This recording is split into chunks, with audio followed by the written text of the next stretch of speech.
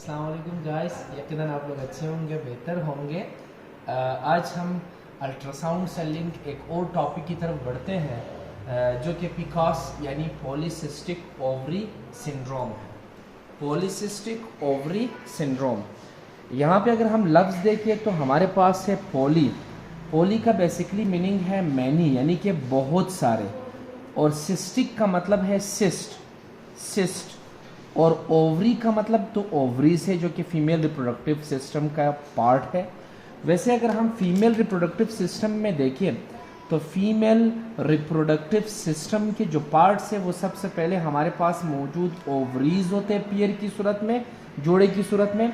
उसके बाद मौजूद फैलोपियन ट्यूब होते हैं, फैलोपियन ट्यूब, और फैलोपियन ट्यूब होने के साथ साथ जो है यहाँ पे मौजूद जो है वो यूट्रस है यानी कि बच्चादानी जिसको कहा जाता है, और इसी के साथ साथ जो है यानी कि सर्विक्स रीजन मौजूद है, और सर्विक्स के साथ साथ वेजाइना जो है वो फीमेल रिप्रोडक्टिव सिस्टम का हिस्सा है। तो इन्हीं फीमेल रिप्रोडक्टिव सिस्टम में से एक पार्ट जो है वो ओवरीज भी है। इन्हीं ओवरीज के अंदर बेसिकली इनमेच्योर ओवरीज के अंदर बेसिकली मौजूद इनमेच्योर यानी फॉलिकल्स होते हैं। यही इनमेच्योर फॉलिकल्स ख़ास तौर पे प्यूबर्टी के दौरान वो फीमेल जो प्यूबर्टी की तरफ जाए, बलूगत की तरफ जाए, तो हर महीने बलूगत के बाद यही इमैच्योर फॉलिकल्स मैच्योर फॉलिकल्स में कन्वर्ट होते हैं। तो जब ये मैच्योर फॉलिकल्स में कन्वर्ट हो जाते हैं तो फिर इन्हीं मैच्योर फॉलिकल्स से यानी कि ओवम जिसको हम कहते हैं यानी कि एग, यही एग जो है या ओवम जो है ये बाहर की तरफ निकल जाते हैं। इस प्रोसेस को यानी ये ओवम और ये एग जो है ये इन्हीं ओवरीज से निकल के इमैच्योर सूरत से जब ये मैच्योर में कन्वर्ट होते हैं तो ये इन्हीं ओवरीज से निकल के यानी कहाँ दाखिल हो जाते हैं, फैलोपियन ट्यूब में, और यही जाके फैलोपियन ट्यूब में यानी स्पर्म यानी कि स्पर्म का इंतज़ार इनको होता है। वैसे बेसिकली 48 हार्स यानी 2 डेज़ तकरीबन यही एग्स यही ओवम जो है वो फैलोपियन ट्यूब में रहते हैं ताकि फर्टिलाइजेशन हो, जाइगोट बने यानी कि स्पर्म और बेसिकली यही ओवम या यही एग जब आपस में मिलेंगे तो फर्टिलाइजेशन होगा, और फर्टिलाइजेशन के बाद जाइगोट बनेगा। यही जाइगोट फिर जाके यूट्रस में इम्प्लांट होगा और आगे एम्ब्रियो में और फिर फिटस में कन्वर्ट होगा, जहां उन्होंने 9 मंथ्स गुजार के जो है आगे जाके यानी कि लेबर कंडीशन तक उस पेशेंट को लेके जाना है। तो याद रखिए ये जितना कंडीशनिंग है ये एक फीमेल रिप्रोडक्टिव सिस्टम में ही होता है। अगर ये फर्टिलाइजेशन नहीं हो, स्पर्म और एग नहीं आपस में मिले, तो इससे क्या होगा, इससे बेसिकली यानी जाइगोट जो है वो नहीं बनेंगे। तो जाइगोट जब नहीं बनेंगे ये पूरा प्रोसेस जो है वो नहीं होगा, और ना होने की वजह से जो है मेंस्ट्रुअल साइकिल यानी मेंसेस स्टार्ट होना शुरू हो जाएगा। तो याद रखिए पॉलीसिस्टिक ओवरी सिंड्रोम क्या है, यानी बहुत सारे सिस्ट का ओवरीज के अंदर बनना। वैसे सिंड्रोम जो है वो बेसिकली ग्रुप ऑफ डिजीज़ को कहा जाता है, बीमारियों के मजमुए को कहा जाता है, यानी एक ऐसी बीमारियों का मजमुआ जिसमें ओवरी के अंदर यानी कि बहुत सारे सिस्ट बने। ऐसे बीमारी को, ऐसे कंडीशन को हम पॉलीसिस्टिक ओवरी सिंड्रोम का नाम देंगे। जैसे कि हमने थोड़ी देर पहले यानी कि आपको ओवरी के बारे में या फिर फीमेल रिप्रोडक्टिव सिस्टम के हवाले से, सारे के सारे फीमेल रिप्रोडक्टिव सिस्टम है जो कि यानी मौजूद इनमें ovaries, fallopian tube, uterus, cervix या फिर विजाइना है। तो अगर हम बात करें फर्दर मोर कि बेसिकली ये सिस्ट बनते कैसे हैं, इनके पीछे क्या काजेज़ है, what are the causes behind cyst. तो सबसे पहली बात जो है वो हम हार्मोनल चेंज की बात करेंगे। तो हार्मोन्स कैसे चेंज हो सकते हैं, यानी अगर हम बात करें तो ओवरीज में मौजूद बेसिकली जैसे कि थोड़ी देर पहले हमने बात की कि ओवरीज में मौजूद इमैच्योर फॉलिकल्स होते हैं। तो ये इमैच्योर जो फॉलिकल्स है ये मैच्योर फॉर्म में फिर कन्वर्ट हो जाते हैं, लेकिन इनको इमैच्योर फॉर्म से मैच्योर फॉर्म में कौन कन्वर्ट करते हैं, मैच्योर फॉलिकल्स में ये कन्वर्ट होंगे। यानी इमैच्योर फॉर्म से मैच्योर फॉर्म में कन्वर्ट करने वाला हमारा ब्रेन है। ब्रेन का कौन सा part, hypothalamus part. Hypothalamus basically हमारे एंडोक्राइन सिस्टम को कंट्रोल करता है, हाइपोथैलेमस। तो हमारे यानी कि एंडोक्राइन सिस्टम को कंट्रोल करता है, यही हाइपोथैलेमस हमारे पिट्यूटरी ग्लैंड को कंट्रोल कर रहा है। तो बेसिकली पिट्यूटरी ग्लैंड वो ऑर्गन्स होते हैं जो हार्मोन सेक्रेट करते हो। तो पिट्यूटरी ग्लैंड हाइपोथैलेमस के कहने पे एक हार्मोन रिलीज करेंगे, उस हार्मोन को हम नाम देते हैं FSH। FSH का मतलब फॉलिकल स्टिमुलेटिंग हार्मोन। जैसे ही ये follicle stimulating hormone pituitary gland release करेंगे, ये खून की नालियों के जरिए हमारे ओवरीज में जाएंगे, खून के ब्लड वेसल्स के जरिए, खून की नालियों के जरिए हमारे ओवरीज तक पहुंच जाएंगे। और ओवरीज में मौजूद जो इमैच्योर फॉलिकल्स है, नाम से जाहिर है फॉलिकल स्टिमुलेटिंग हार्मोन, ये इन इमैच्योर फॉलिकल्स को मैच्योर फॉर्म में कन्वर्ट करेंगे। जब ये फॉलिकल्स मैच्योर फॉर्म में कन्वर्ट होंगे तो ये फॉलिकल्स बेसिकली क्या होंगे, ये फॉलिकल्स अपने नॉर्मल साइज से बड़े हो जाएंगे। और जब बड़े होंगे तो इसी दौरान पिट्यूटरी ग्लैंड एक और हार्मोन रिलीज करेगा जिसको हम कहेंगे LH hormone. LH basically luteinizing hormone है। यही ल्यूटिनाइजिंग हार्मोन भी हमारे खून की नालियों में दाखिल हो जाएंगे और खून की नालियों से सीधा ओवरीज तक जाएंगे। और ओवरीज में अब फॉलिकल्स तो मैच्योर हो गए, तो ये उन मैच्योर फॉलिकल्स को क्या करेंगे, इनको ल्यूटिनाइज करेंगे। ल्यूटिनाइज का मतलब क्या होता है, इनको पोड़ देंगे। तो जब ये फॉलिकल्स जो है ये ल्यूटिनाइज हो जाएंगे, तो ल्यूटिनाइजिंग के बाद इन मैच्योर फॉलिकल्स के यानी कि पोड़ने से, रप्चर होने से, यानी ओवम बाहर निकलेगा। ओवम यानी कि एग बाहर निकलेगा। इस प्रोसेस को हम कहेंगे ओव्यूलेशन। तो ओव्यूलेशन का जो प्रोसेस है उनके लिए दो हार्मोन रिस्पॉन्सिबल है।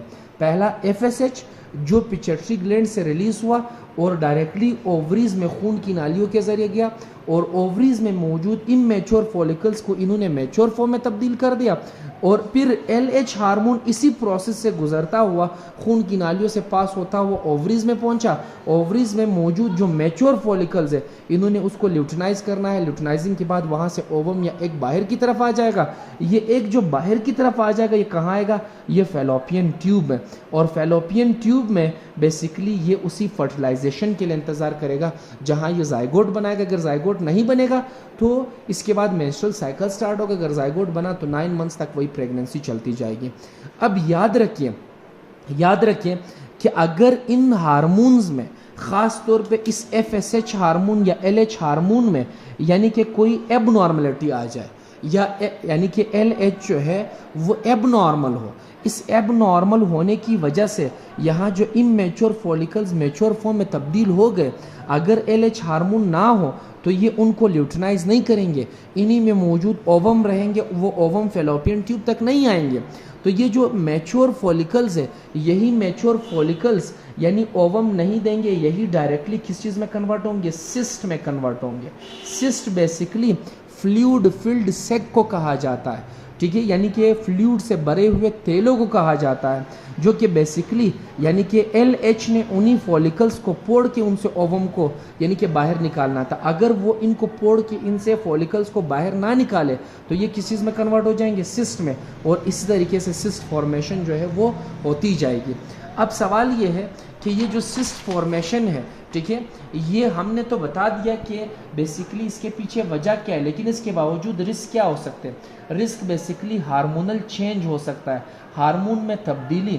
तो हार्मोनल चेंज जैसे कि LH है या FSH है, तो इसी की वजह से जो है वो सिस्ट फॉर्मेशन हो सकता है। दूसरा, वो लोग जिनमें इंसुलिन एक्स्ट्रा अमाउंट में बनते हो, इंसुलिन की ज़्यादती की वजह से भी यानी कि क्या हो सकते हैं, इंसुलिन की ज़्यादती की वजह से भी वो बेसिकली इसी सिस्ट फॉर्मेशन की तरफ लाजमी जा सकते हैं।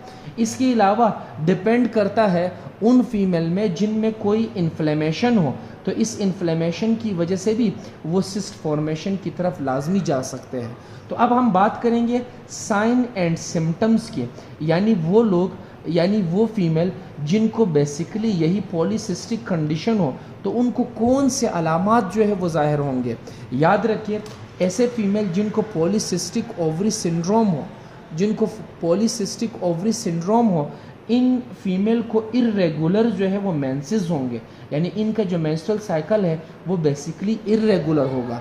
वैसे बहुत सारे साइन एंड सिम्टम्स जो है वो इसी कंडीशन में ज़ाहिर होते हैं, ठीक है।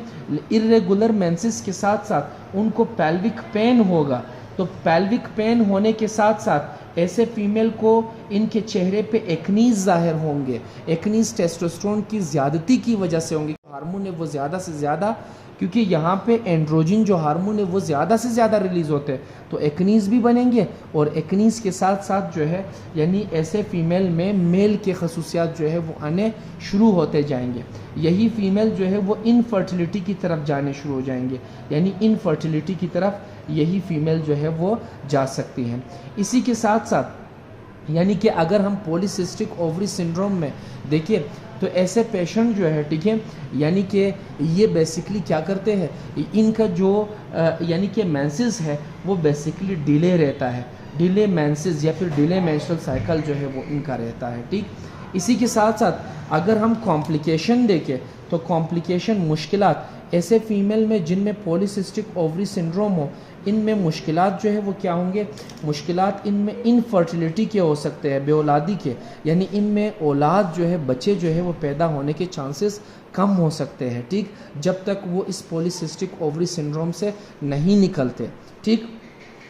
इसी के साथ साथ ऐसे पेशेंट जो है वो डायबिटीज़ टाइप 2 की तरफ जा सकते हैं, यानी डायबिटीज़ टाइप 2 जो कि यानी कि शुगर है, इस शुगर के कंडीशन तक जा सकते हैं, क्योंकि इंसुलिन की जो एबनॉर्मलिटी थी यही कंडीशन बेसिकली उनको लेके जा सकते हैं। इसके अलावा इन पेशेंट में जो है कोलेस्ट्रॉल ज़्यादा हो सकता है, तो हाई कोलेस्ट्रॉल होने की वजह से ये हार्ट कंडीशनिंग की तरफ, हाई कोलेस्ट्रॉल की वजह से ये हार्ट कंडीशनिंग की तरफ या फिर हार्ट डिजीज़ की तरफ, हार्ट के दिल की बीमारियों की तरफ जा सकते हैं, ये ओबेसिटी की तरफ, मोटापे की तरफ जा सकते हैं। इसमें कोलेस्ट्रॉल लेवल ज़्यादा होगा इन पेशेंट में, तो इनको दिल की बीमारियां जो है वो स्टार्ट होते जाएंगे, ठीक है। इसी के साथ साथ कोरोनरी आर्टरी जो डिजीज़ है, कोरोनरी आर्टरी डिजीज़, वो आर्टरीज जो दिल के अंदर से खून को निकाल के दिल के मसल्स को सप्लाई करते हैं वो ब्लॉक हो जाएंगे, और उनके ब्लॉकेज की वजह से पेशेंट हार्ट अटैक या मायोकार्डियल इन्फार्क्शन की तरफ जा सकेंगे, ठीक है। इसके अलावा अगर हम बात करें तो ऐसे पेशेंट कॉम्प्लिकेशन के साथ साथ हम इनका टेस्ट एंड डायग्नोसिस जो है वो कैसे करेंगे। ऐसे पेशेंट का हम टेस्ट एंड डायग्नोसिस जो है वो बेसिकली फिज़िकल एग्जामिनेशन के साथ साथ, ठीक है, एक और कॉम्प्लिकेशन यही है कि इन पेशेंट के बॉडी पे हेयर ग्रोथ ज़्यादा होगी, बॉडी हेयर ग्रोथ, ठीक है, यानी जिस्म पे बाल जो है वो ज़्यादा से ज़्यादा एंड्रोजन्स की वजह से निकलने शुरू होते जाएंगे। तो हम फिज़िकल एग्जामिनेशन के साथ साथ ऐसे पेशेंट का जो है हम क्या करेंगे, हम इनका अल्ट्रासाउंड करेंगे। तो अल्ट्रासाउंड के ज़रिए जो है हम इनको मालूम कर सकते हैं कि भाई इसमें मौजूद पॉलीसिस्ट है, सिस्ट ज़्यादा से ज़्यादा मौजूद है या नहीं है, ठीक है। ये बिफ़ोर प्रेगनेंसी या बिफ़ोर यानी कि मैरिड लाइफ भी एक पेशेंट को जो है वो हो सकता है, ठीक। तो इसी के साथ साथ एबनॉर्मल मेंसेस भी इन्हीं के साथ साथ इनकी कॉम्प्लिकेशंस है वो हो सकते हैं। तो हम इनके test and diagnosis physical examination और अल्ट्रासाउंड के साथ साथ कर सकते हैं। इसके बाद अगर हम इनके ट्रीटमेंट प्लान की तरफ जाते हैं तो ट्रीटमेंट प्लान में हमने इनको कैसे ट्रीट करना है, याद रखिए कि ट्रीटमेंट प्लान में हमने बेसिकली इनके हार्मोन्स को बैलेंस करना है। तो हार्मोनल बैलेंस करना है, क्योंकि हार्मोन वहाँ पे इम्बैलेंस था।